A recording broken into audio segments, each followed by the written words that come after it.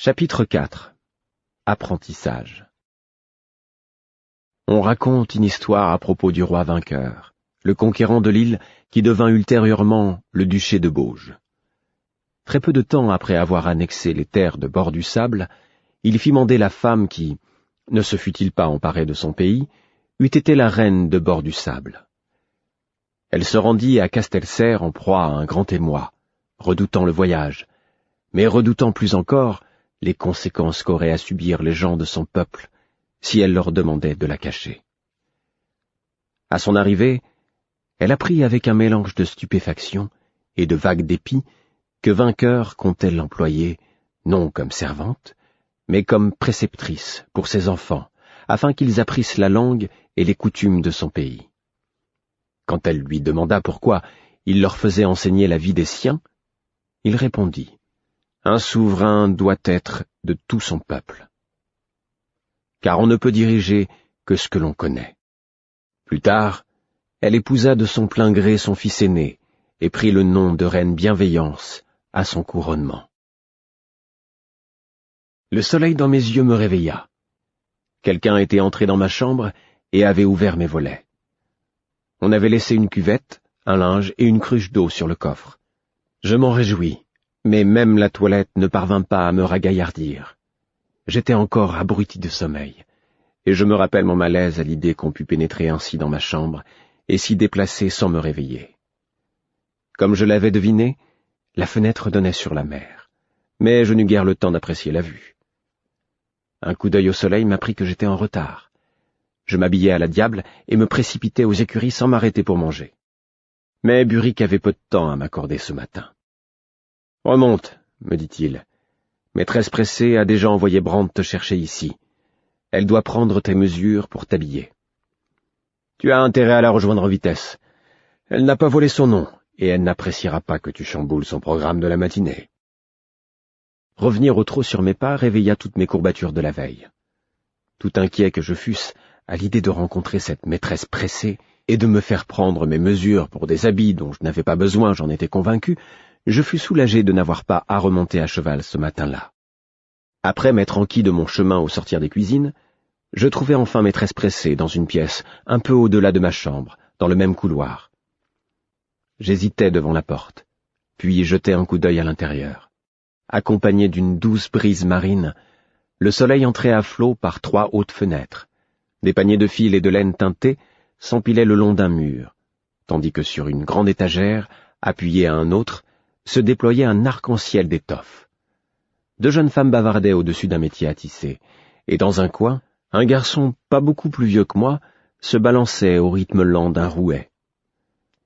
Je ne doutais pas que la femme, dont je ne voyais que le large dos, fût maîtresse pressée. Les 2 jeunes bavardes me remarquèrent et s'interrompirent. Maîtresse pressée suivit leur regard, et l'instant d'après, j'étais entre ses griffes. Elle ne perdit pas de temps en présentation ni en explication. En un tournement, je me retrouvai debout sur un tabouret, et en fredonnant, elle me fit pivoter sur moi-même, prit mes mesures, le tout sans la moindre considération pour ma dignité, ni même pour ma qualité d'humain. S'adressant aux jeunes femmes, elle dénigra mes vêtements, observa très calmement que je lui rappelais tout à fait chevalerie enfant et que mes mesures et mon teint se rapprochaient des siens au même âge.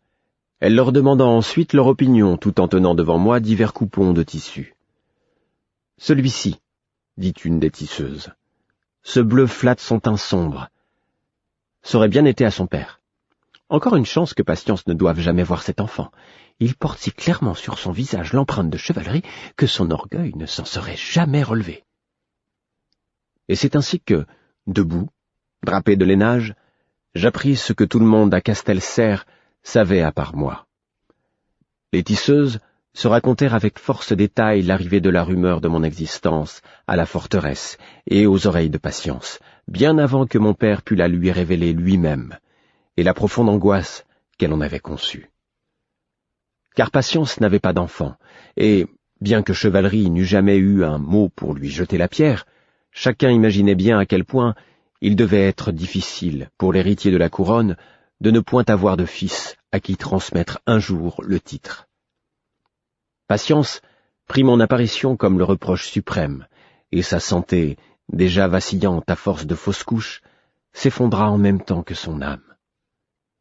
Pour son bien, autant que par rectitude de caractère, Chevalerie avait renoncé au trône et ramené son épouse valétudinaire dans les terres et le climat accueillant de sa province d'origine. L'on disait qu'ils y menaient une existence douce et confortable, que la santé de Patience se remettait lentement et que Chevalerie, sensiblement plus posée qu'autrefois, apprenait peu à peu à gérer sa vallée aux vignes abondantes. Il était bien triste que Patience condamnât aussi Buric pour l'écart de conduite de son époux, et eût déclaré ne plus pouvoir supporter sa vue. Car, entre sa blessure à la jambe et l'abandon de Chevalerie, le vieux Buric n'était plus l'homme qu'il avait été. Il y avait eu un temps où les femmes de la forteresse ne pressaient pas le pas en le croisant. Attirer son regard, c'était susciter la jalousie de tout ce qui portait jupon. Mais aujourd'hui, on l'appelait le vieux Buric, alors qu'il était encore dans la force de l'âge.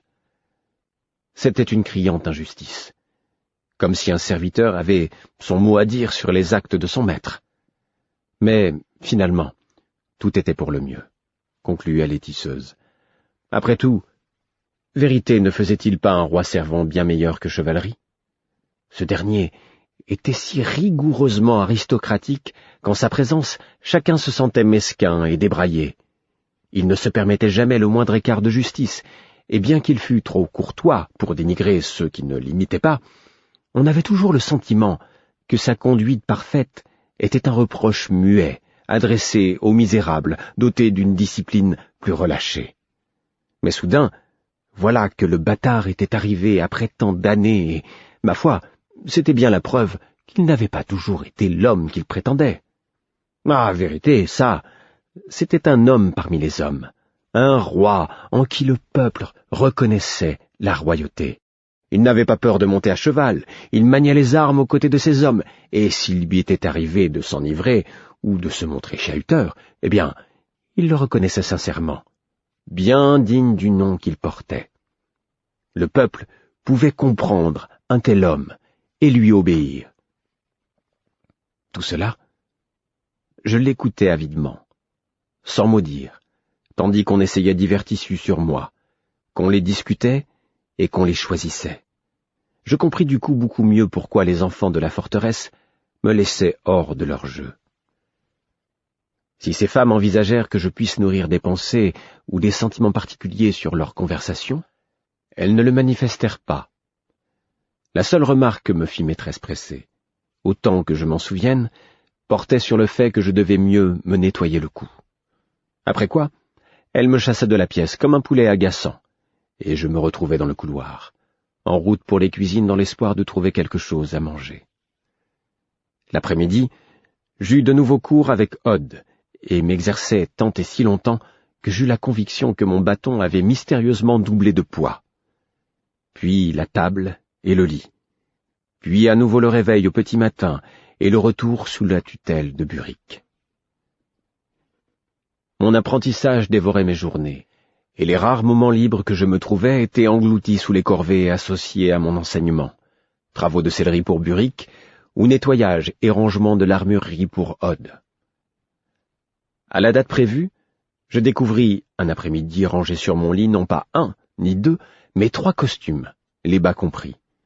2 étaient en tissu très ordinaire, de la teinte marron que la plupart des enfants de mon âge paraissaient porter, mais le 3e était en fin tissu bleu et présentait sur la poitrine une tête de cerf brodée en fil d'argent. Buric et les autres hommes d'armes arboraient un cerf bondissant comme emblème. Je n'avais jamais vu la tête seule que sur le pourpoint de royal et de vérité. Je considérais donc le dessin d'un œil émerveillé, mais non sans m'interroger sur la zébrure de fil rouge qui le barrait en diagonale. « Ça veut dire que tu es un bâtard », me répondit abruptement Buric lorsque je le questionnais. « On te reconnaît de sang royal, mais bâtard quand même. C'est tout. C'est simplement une façon rapide de montrer que tu es de sang royal, mais pas de pure lignée. Si ça ne te plaît pas, tu peux changer d'emblème. Je suis sûr que le roi te l'accorderait. Un nom et un écusson à toi. » Un nom? Bien sûr. C'est une requête assez banale. Les bâtards sont rares dans les maisons nobles, et surtout dans celles du roi, mais pas inconnus. Sous prétexte de m'enseigner l'art de bien traiter une selle, il m'entraînait dans la sellerie, et passait en revue toutes les vieilles pièces de harnachement inutilisées. Entretenir et récupérer les vieux harnais était une des obsessions les plus curieuses de Burick. Invente-toi un nom et des armoiries, et ensuite demande au roi. Quel genre de nom? Je ne sais pas, celui qui te plaira. Ce harnais-ci m'a l'air en mauvais état. On l'a rangé humide, et il s'est piqué. Enfin, on va voir ce qu'on peut en faire. Je n'aurai pas l'impression que c'est pour de vrai. Quoi? Il me tendit une brassée de cuir à l'odeur âcre. Je la pris. Un nom que je me donnerai moi-même. Je n'aurai pas l'impression que c'est vraiment le mien. Qu'est-ce que tu comptes faire, alors? Je pris une inspiration. C'est le roi qui devrait me nommer. Ou toi. Je rassemblai mon courage. Ou mon père. Tu ne crois pas? Burick fronça les sourcils. Tu as des idées drôlement bizarres. Réfléchis-y un peu tout seul. Tu trouveras bien un nom qui te conviendra, fils. Fitz, fis-je, ironique, et je vis les mâchoires de Burick se crisper. Bon, si on remettait ce cuir en état, proposa-t-il d'un ton calme. Nous transportâmes le travail sur l'établi et nous mîmes au nettoyage. Ce n'est pas si rare que ça, les bâtards, observai-je, et dans la ville, leurs parents leur donnent un nom. Dans la ville, les bâtards ne sont pas si rares, oui, acquiesça Burick, au bout d'un moment. Les soldats et les marins courent la gueuse. C'est fréquent chez les gens du commun, mais pas chez les rois, ni chez personne qui ait un tant soit peu de fierté. Qu'est-ce que tu aurais pensé de moi, quand tu étais plus petit, si j'étais parti le soir courir la prétentaine, ou si j'avais ramené des femmes dans la chambre? Comment est-ce que tu considérerais les femmes maintenant? Et les hommes? C'est très bien de tomber amoureux, Fitz, et personne n'interdit un baiser par-ci par-là à un jeune homme ou une jeune femme. Mais j'ai vu comment ça se passe à Terrillville. Des marchands amènent de jolies gamines, ou des jeunes femmes bien tournées au marché, comme si c'était des poulets ou des pommes de terre. Et les enfants qu'elles finissent par avoir ont peut-être un nom, mais ils n'ont pas grand-chose d'autre. Et même quand elles se marient, elles n'en conservent pas moins leurs habitudes. Si jamais je tombe sur la femme qu'il me faut, je tiendrai à ce qu'elle sache que je n'en regarderai jamais une autre, et je voudrais avoir l'assurance que tous mes enfants sont de moi. Le ton de Burick était presque passionné. Je levai vers lui des yeux malheureux. Alors, qu'est-ce qui s'est passé avec mon père? Il eut soudain l'air fatigué. Je ne sais pas, petit. Je ne sais pas. Il était jeune. Une vingtaine d'années à peine. Il était loin de chez lui et il essayait de porter un fardeau bien lourd. Ça n'explique rien. Et ça ne l'excuse pas. Mais c'est tout ce que toi ou moi en saurons jamais. Il n'ajouta rien de plus. Mon existence se poursuivit selon la même routine. Certains soirs, je demeurais en compagnie de Burick, et plus rarement, je restais dans la grande salle lorsque s'y produisait un ménestrel ou un montreur de marionnettes. À de très longs intervalles, je parvenais à me faufiler en ville pour une soirée, que je payais immanquablement le lendemain en tombant de sommeil. Mes après-midi, je les passais automatiquement avec un précepteur ou un maître enseignant. Je finis par comprendre qu'il s'agissait là de cours d'été, et qu'en hiver, je ferais connaissance avec un enseignement centré sur les plumes et les lettres. J'étais plus occupé que je ne l'avais jamais été de toute ma courte vie. Et pourtant, la plupart du temps, malgré ce programme chargé, j'étais seul. La solitude. Elle venait me rejoindre chaque soir alors que j'essayais en vain de trouver un petit coin douillet dans mon grand lit. À l'époque où je couchais dans les quartiers de Burick, au-dessus des écuries, mes nuits étaient brumeuses, mes rêves moucheté du contentement confortable et las des animaux bien employés, qui bougeaient dans leur sommeil, et heurtaient les cloisons en dessous de moi. Les chevaux et les chiens rêvent, comme le sait quiconque, à observer un molosse en train de japper et de tressaillir au cours d'une chasse au pays des songes. Leurs rêves étaient pour moi comme les effluves odorants de la cuisson du bon pain. Mais, désormais, isolé dans une pièce aux murailles de pierre, j'avais tout le temps de m'immerger dans ces cauchemars dévorants, douloureux, qui sont le lot des humains. Disparu le barrage douillet, derrière lequel me protégeaient, disparus mes frères, mes parents que je sentais sous mes pieds. Je restais éveillé dans mon lit à m'interroger sur mon père et ma mère, et sur la facilité avec laquelle ils m'avaient effacé de leur vie. J'entendais les propos que d'autres échangeaient devant moi sans y prendre garde, et j'interprétais leurs commentaires à ma propre façon, terrifiante. Je me demandais ce qu'il allait advenir de moi quand je serais grand et le roi subtil décédé. Parfois aussi, je me demandais si je manquais à Molly Brispif et à Kerry, ou bien s'ils avaient accepté ma soudaine disparition avec autant d'aisance qu'ils avaient accepté mon arrivée. Mais c'était la solitude dont je souffrais le plus, car, dans toute l'immense forteresse, il n'était personne que je perçoive comme un ami. Personne, à part les animaux avec lesquels Burick m'avait interdit d'avoir la moindre intimité.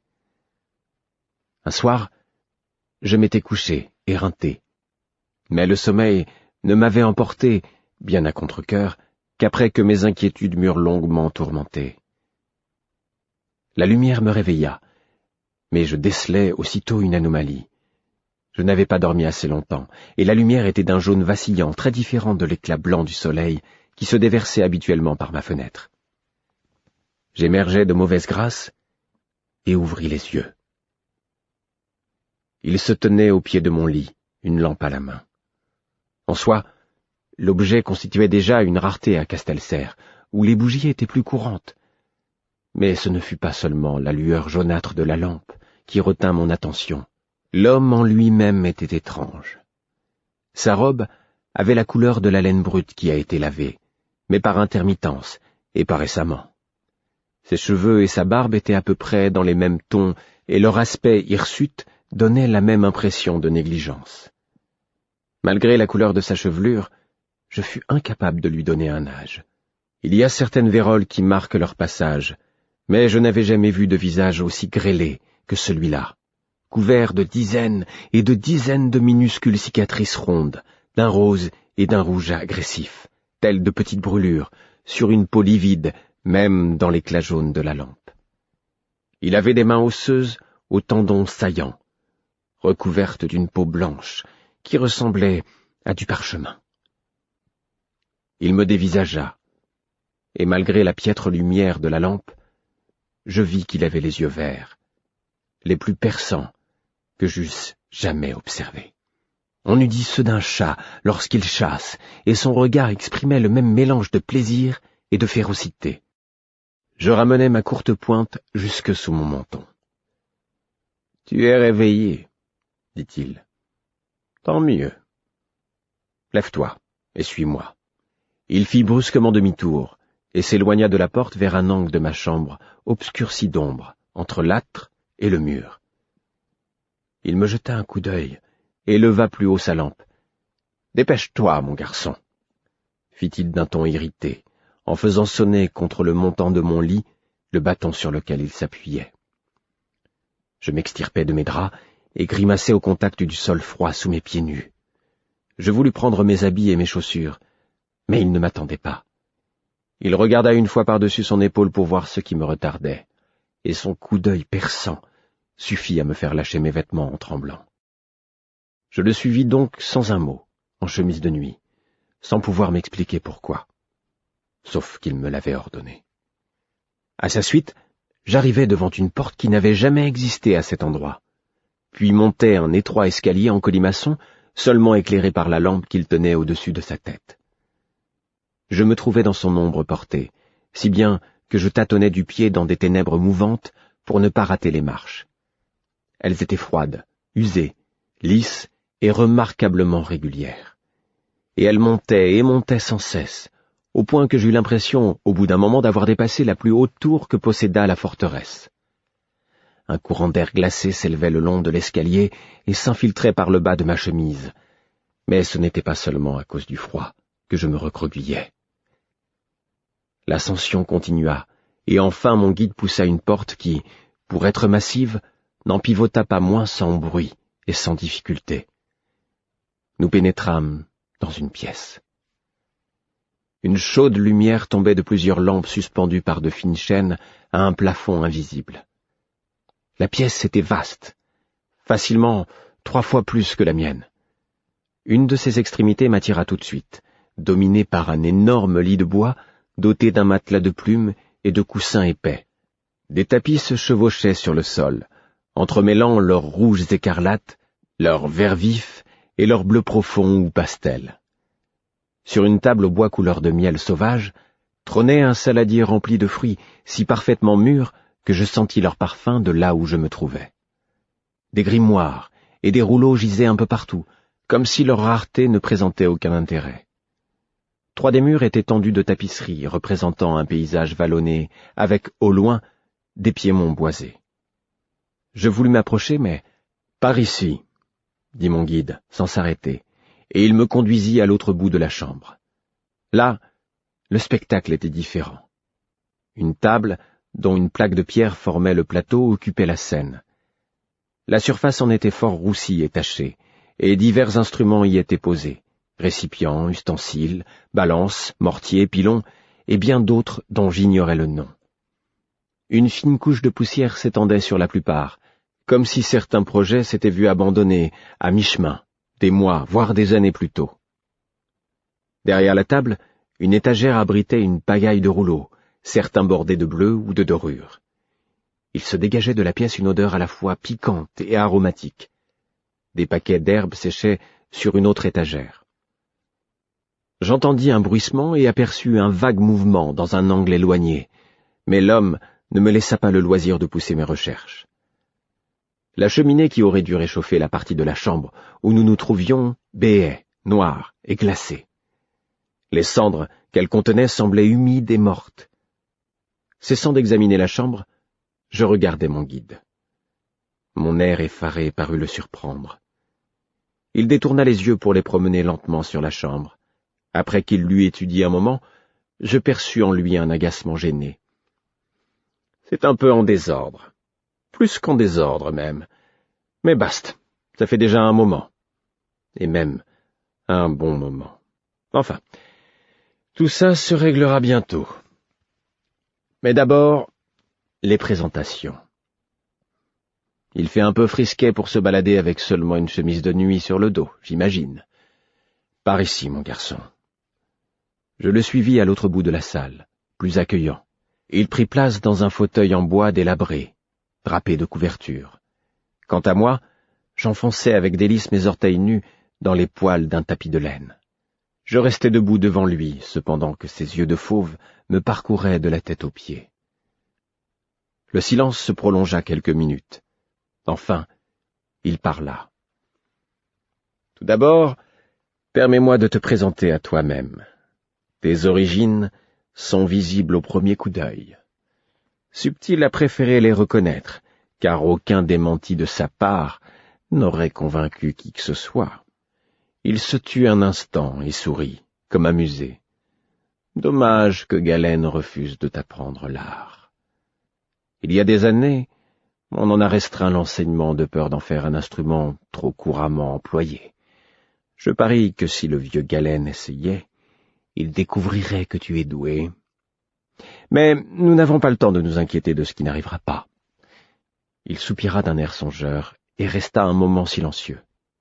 Soudain, il reprit. « Buric t'a appris à la fois à travailler et à obéir, 2 domaines dans lesquels il excelle lui-même. Tu n'es pas particulièrement fort, ni rapide, ni brillant. Ne te fais donc pas d'illusions.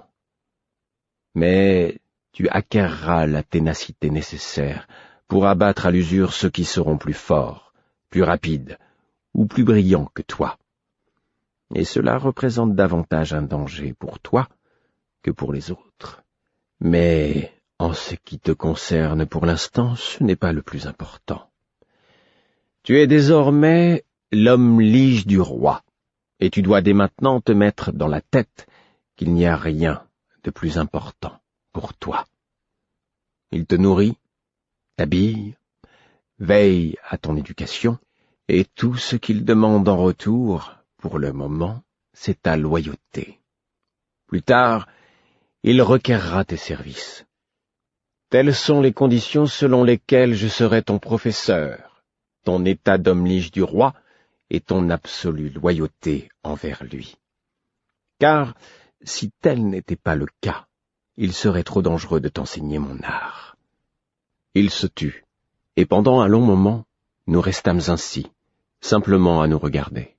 « Acceptes-tu » demanda-t-il enfin. Et ce n'était pas une question de pure forme, c'était la ratification d'un marché. « Oui, » répondis-je, puis voyant qu'il attendait autre chose, « Je vous donne ma parole. » « Parfait. » Et il mit toute sa sincérité dans ce mot. « Autre chose à présent. M'as-tu déjà vu? » « Non. » Je pris soudain conscience de la bizarrerie de la chose, car bien qu'il y eût souvent des étrangers de passage à la forteresse, cet homme y vivait manifestement depuis très longtemps, et je connaissais de vue, sinon de nom, tous les résidents. « Sais-tu qui je suis, mon garçon, et ce que tu fais ici ?» Je fis non de la tête en réponse aux deux questions. « Eh bien, personne d'autre n'en sait rien non plus. Tu devras faire en sorte que cela ne change pas. Qu'il n'y ait pas le moindre doute dans ton esprit là-dessus.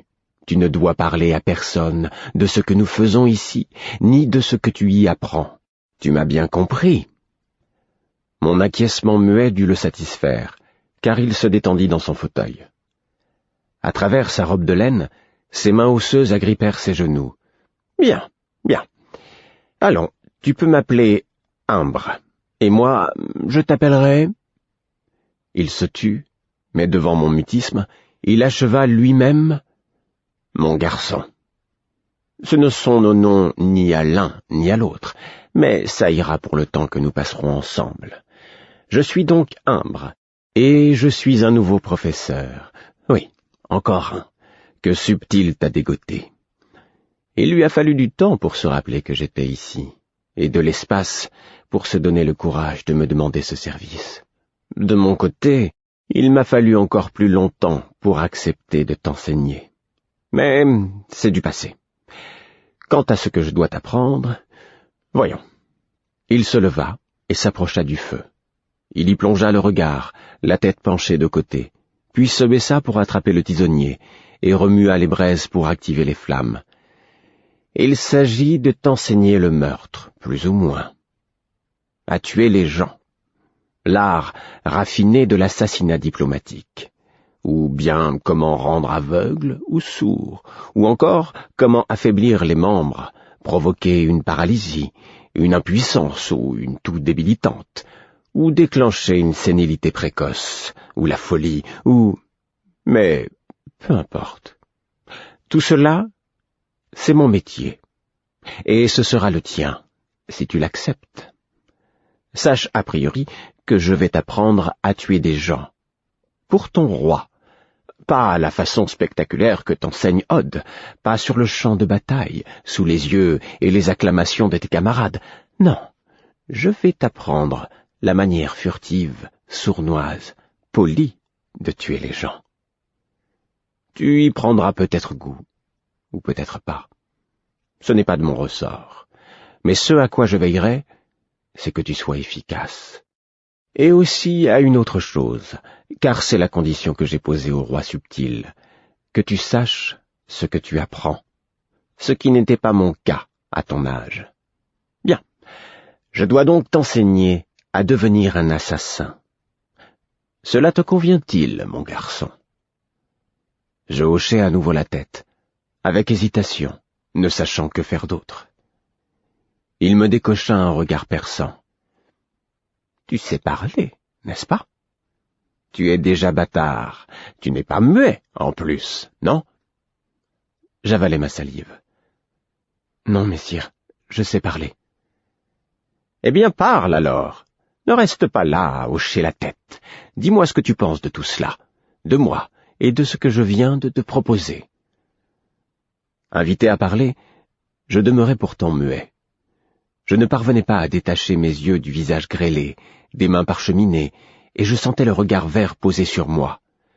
Ma langue s'agitait dans ma bouche, mais n'y trouvait que silence. Les manières de l'homme m'encourageaient à parler, mais sa figure était plus terrifiante que tout ce que j'avais imaginé. « Mon garçon !» Et saisi par son ton doux, je croisai son regard. « Je peux t'apprendre ce que je sais, même si tu me hais, ou même si tu méprises les leçons. Je peux t'enseigner mon art, que cela t'ennuie, que tu sois paresseux ou stupide, mais je ne peux rien faire si tu as peur de me parler. Du moins, si je veux travailler comme je l'entends. Et je ne peux rien t'apprendre si tu ne veux pas l'apprendre. Mais il faut me le dire. Tu as pris l'habitude de si bien murer tes pensées que tu as presque peur de les connaître toi-même. Mais essaye de me les exposer à haute voix. Là, maintenant, tu ne seras pas puni. Ça ne me plaît pas beaucoup de tuer des gens, dis-je soudain, involontairement. Ah! Un silence. Puis, moi non plus, ça ne m'a pas plu quand je me suis trouvé au pied du mur. Et ça ne me plaît toujours pas. Il poussa brusquement un profond soupir. Tu en jugeras au coup par coup. La première fois sera la plus dure, mais pour l'instant, dis-toi que cette heure est encore à bien des années devant toi. Et en attendant, tu as beaucoup à apprendre. Il eut une hésitation. Voilà, mon garçon. Rappelle-toi ce que je vais te dire en toute occasion, pas seulement en ce qui concerne la situation présente. Apprendre n'est jamais mauvais. Même apprendre à tuer n'est pas mauvais. Ni bien, d'ailleurs. C'est seulement un élément d'apprentissage, un savoir que je puis t'enseigner. C'est tout. Pour le présent, penses-tu pouvoir l'apprendre et reporter à plus tard la décision de l'utiliser ou non? Rude question pour un petit garçon. Pourtant, quelque chose en moi se hérissa et renifla l'idée avec méfiance. Mais, jeune comme je l'étais, je ne vis aucune objection à élever. Et puis, la curiosité m'aiguillonnait. Je peux apprendre. Parfait. Il sourit. Mais il avait les traits tirés, et il ne paraissait pas aussi content qu'il aurait pu l'être. Alors ça ira, ça ira. Il jeta un coup d'œil sur la pièce. Autant nous y mettre tout de suite. Commençons par ranger un peu.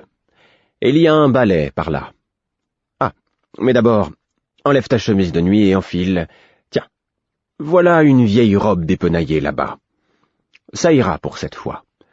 Il ne faudrait pas que les lingères se demandent pourquoi tes chemises de nuit sentent le camphre et le liniment, hein? Allez, tu passes le balai pendant que je range quelques bricoles. Et ainsi s'écoulèrent les heures suivantes. Je balayais, puis lavais le pavage, sous sa direction. Je dégageais la grande table du bric-à-brac qui l'encombrait. Je retournais les simples qui séchaient sur leur étagère. Je nourris les 3 lézards encagés qu'ils gardaient dans un coin, en coupant un vieux morceau de viande collant en petits bouts qu'ils avalèrent tout ronds. Je dépoussiérais quantité de marmites et de bols et les rangeais proprement. Pendant ce temps, Imbre travaillait à mes côtés, apparemment très content de m'avoir auprès de lui. Et jacassait comme si nous étions aussi vieux l'un que l'autre, ou aussi jeunes. « Tu n'as pas encore appris les lettres, ni le calcul? Bagrache! Mais que fait-il, ce vieil empoté? Ne t'inquiète pas. Je vais veiller à ce qu'on y remédie rapidement. Tu as le front de ton père, mon garçon, et la même façon de le plisser que lui. On te l'a déjà dit? Ah, te voilà, rôdeur, bandit que tu es. Quel mauvais coup as-tu encore fait? Une belette brune sortit de derrière une tapisserie, et nous fûmes présentés l'un à l'autre. Imbre me permit de lui donner des œufs de caille qui traînaient dans un bol sur la table. Et il éclata de rire en voyant la petite bête, baptisée rôdeur, quémander un supplément en me suivant partout. Il me fit cadeau d'un bracelet de cuivre que je trouvais sous la table, en m'avertissant qu'il risquait de me verdir le poignet, et en me recommandant, si quelqu'un m'interrogeait, de prétendre l'avoir découvert derrière les écuries. Finalement, nous nous arrêtâmes pour manger des friandises au miel et boire du vin chaud épicé. Attablé avec Imbre sur des tapis placés devant la cheminée, je regardais la lueur des flammes danser sur son visage grêlé, en me demandant pourquoi il m'avait paru si effrayant. Il remarqua que je l'observais, et un sourire détendit ses traits. « Elle te dit quelque chose, hein, mon garçon? Ma figure, je veux dire. » Elle ne me disait rien. C'étaient ces horribles cicatrices sur fond de peau crayeuse qui me fascinaient. Je ne comprenais pas de quoi il parlait, et je lui jetai un regard interrogateur. « Ne t'en fais pas pour ça, mon garçon.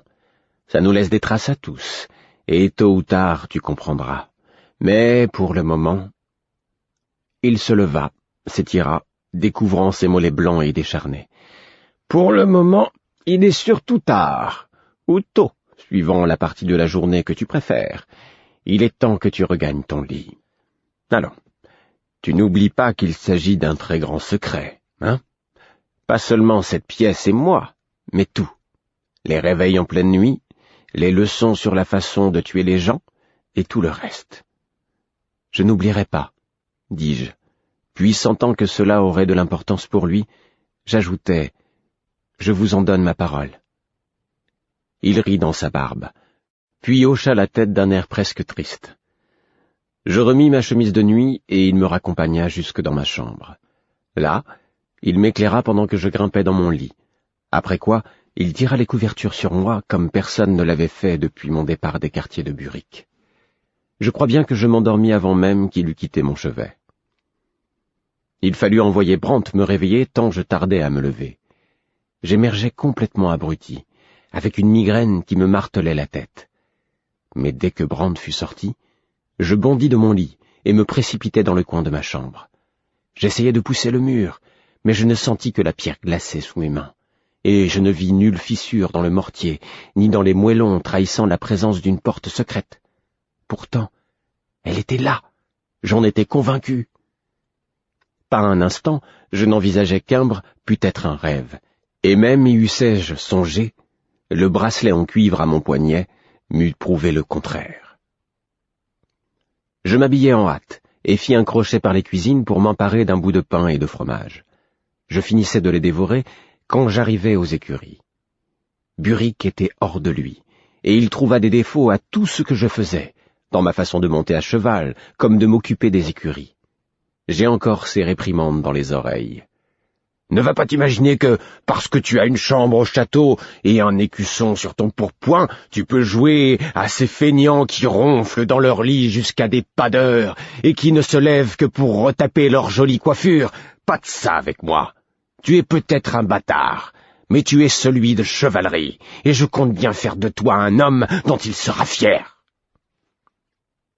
Je m'interrompis dans mon travail, les brosses en l'air. « Tu parles de Royal, c'est ça ?» L'insolite de ma question le prit par surprise. « Quoi ?»« Quand tu parles des feignants qui font la grasse matinée, et qui ne s'occupent que de leur coiffure et de leur habit, tu parles de Royal, non ?» Burick ouvrit la bouche, puis la referma. Ses pommettes déjà rougies par le vent devinrent cramoisies.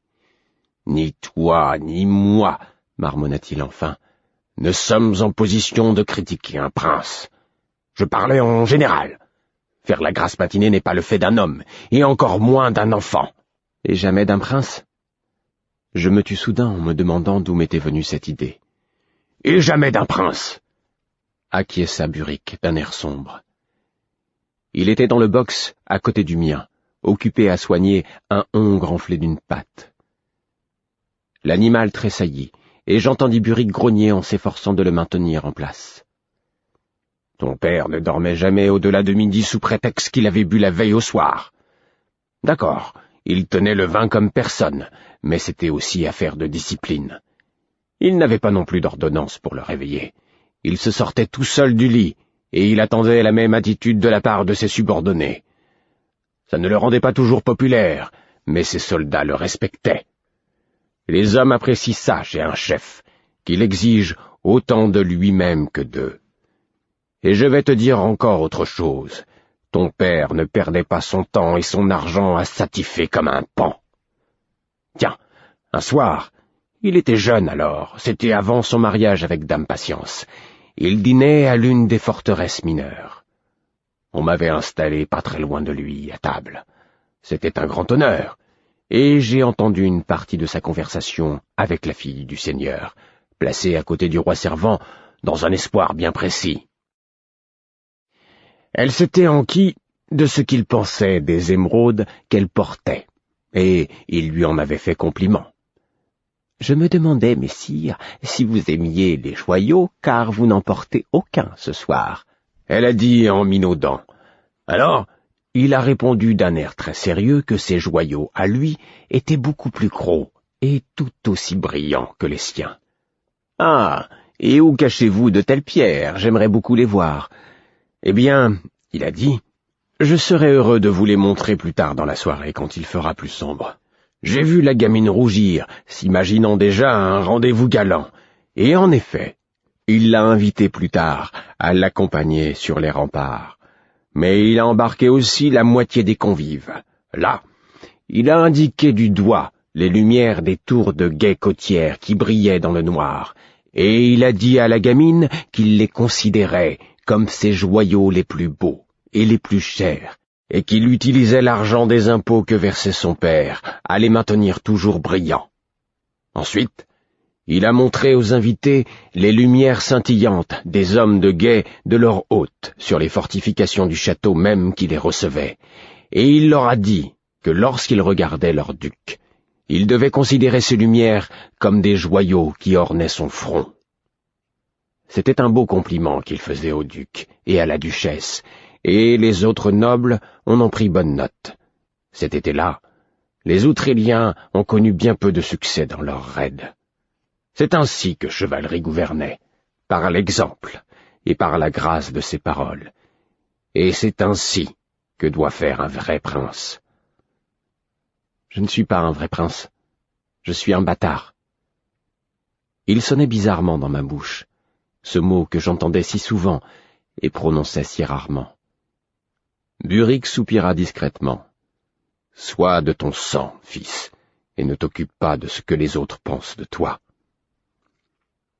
Il y a des moments où j'en ai marre de faire le travail le plus dur. Moi aussi. Je ruminais cette réponse pendant quelque temps, tout en brossant l'épaule de suie. Buric, toujours accroupi près du hongre, reprit soudain la parole. « Je ne t'en demande pas plus que je n'en exige de moi-même. Tu sais que c'est vrai. » « Oui, » répondis-je, surpris qu'il continue sur ce sujet. « Je veux faire de mon mieux avec toi, c'est tout. » C'était pour moi une toute nouvelle idée. Au bout d'un moment, je demandai. « Parce que si tu arrivais à rendre Chevalerie fier de moi, de ce que tu as fait de moi, il reviendrait peut-être ?» Le bruit rythmé des mains de Buric, en train de frictionner la patte du hongre avec du liniment ralenti, puis cessa brusquement. Mais il resta accroupi et répondit à mi-voix à travers la cloison. « Non, ce n'est pas ça. Je crois que rien ne le fera revenir. Et même s'il revenait, sa voix baissa encore. Il ne serait plus ce qu'il était. Ce qu'il était avant, je veux dire. C'est ma faute s'il est parti, hein ? Les propos des tisseuses résonnèrent dans ma tête.